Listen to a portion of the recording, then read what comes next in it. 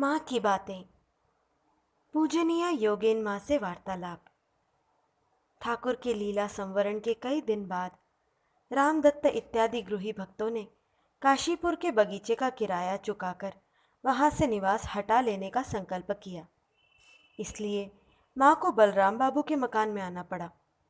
तत्पश्चात माँ तीर्थ दर्शन के लिए योगेन महाराज, काली महाराज, लाटू महाराज तथा लक्ष्मी दीदी आदि के साथ काशी आई। काशी में 8-10 दिन रुकने के बाद वृंदावन में आकर काला बाबू के कुंज में लगभग 1 वर्ष रही। मैं ठाकुर के लीला संवरण के 2-1 सप्ताह पहले ही वृंदावन चली आई थी। वृंदावन में मुझे देखते ही माँ शोकाकुल होकर अरे योगेन कहकर मुझे सीने से लगाकर अधीर होकर रोने लगी। ठाकुर के तिरोधान के बाद मेरे साथ यहाँ उनकी प्रथम भेंट थी। वृंदावन में माँ शुरू शुरू में बहुत रोती थी। एक दिन ठाकुर ने मुझे दर्शन देकर कहा, क्यों जी, तुम लोग इतना रोती क्यों हो? मैं तो यही हूँ, गया कहाँ हूँ? जैसे इस कमरे से उस कमरे में जाना। वृंदावन में रहते समय एक दिन कुछ लोग एक शव को फूल पत्तों से सजाकर कीर्तन करते हुए ले जा रहे थे। यह देखकर माँ ने कहा, देखो देखो, इस व्यक्ति को कैसे वृंदावन की प्राप्ति हुई है। हम लोग यहाँ मरने आई, लेकिन एक दिन भी थोड़ा बुखार भी नहीं आया। देखो तो मेरी कितनी उम्र हो गई। मैंने अपने पिता को देखा है, जेठ को देखा है। हम लोग सुनकर हंसने लगी और बोली, कहती क्या हो, माता पिता को देखा है?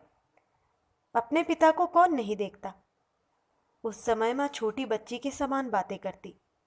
शुरू शुरू में माँ ठाकुर के लिए खूब रोई थी, लेकिन बाद में ठाकुर ने माँ को आनंद से भरपूर कर दिया था।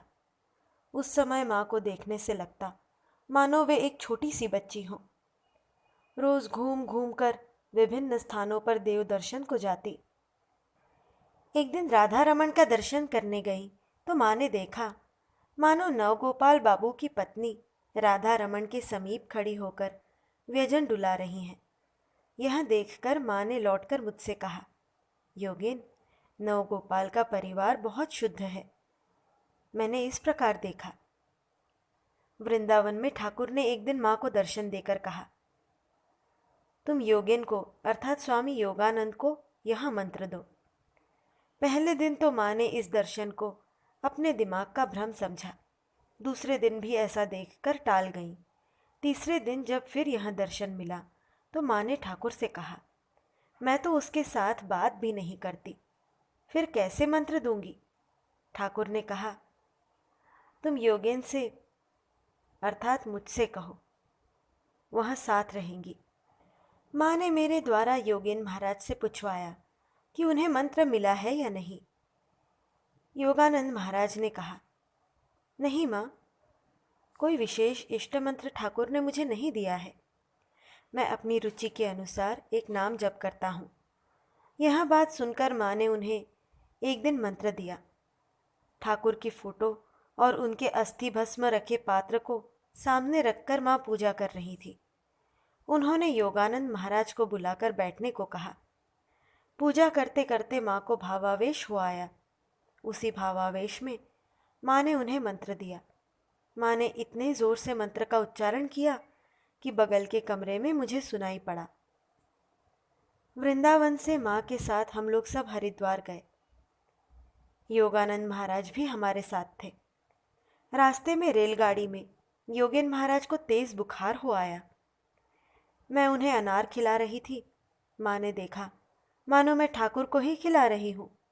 योगेन महाराज ने बुखार की बेहोशी में देखा एक भयंकर मूर्ति उनके सामने आकर कह रही है, तुम्हें देख लेती, लेकिन क्या करूं, परमहंस देव का आदेश है। मुझे अभी ही चले जाना होगा। मैं एक क्षण भी अब ठहर नहीं सकती।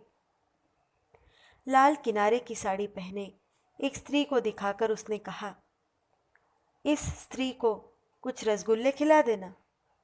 आश्चर्य की बात, इस दर्शन के बाद उनका ज्वर उतर गया। बाद में हरिद्वार से हम लोग जयपुर गए। वहां गोविंद जी का दर्शन कर अन्य दूसरे विग्रहों को देखते देखते अचानक एक मंदिर के बगल में एक मूर्ति को देखते ही योगानंद महाराज कह उठे, इसी मूर्ति को रसगुल्ला खिलाने को कहा था। और सामने ही रसगुल्ले की एक दुकान भी दिखाई दी। तब 8 आने का रसगुल्ला खरीदकर उस मूर्ति को भोग दिया गया और पूछताछ करने पर पता चला कि वहाँ माँ शीतला की मूर्ति है। उसके बाद माँ कलकत्ता लौटी और बलराम बाबू के मकान में कुछ दिन रुककर कामारपुकुर चली गई। वहाँ प्रायः 1 वर्ष रहने के बाद भक्तों ने उन्हें बेलूड़ में सन 1888 में नीलांबर बाबू के किराए के मकान में प्रायः 6 महीने तक रखा। बाद में कार्तिक महीने में किराए का मकान छोड़कर कलकत्ते में बलराम बाबू के मकान में 2-1 दिन रहकर माँ श्री क्षेत्र पुरी की यात्रा करने गई। कलकत्ता से चांदबाली एक बड़े जहाज से, चांदबाली से कटक कैनाल स्टीमर से और कटक से बैलगाड़ी से पुरी गई। शरत, राखाल महाराज, योगानंद महाराज आदि भी माँ के साथ पुरी गए थे। पुरी जाकर माँ बलराम बाबू के क्षेत्रवासी के भवन में अग्रहायण महीने से फाल्गुन महीने तक रही। सामने चबूतरे वाले पक्के मकान में माँ रहती थी। ठाकुर ने जगन्नाथ दर्शन नहीं किया है, यह सोचकर माँ अपने कपड़े के भीतर ठाकुर की फोटो ले जाकर एक दिन ठाकुर को श्री जगन्नाथ का दर्शन करा ले आई।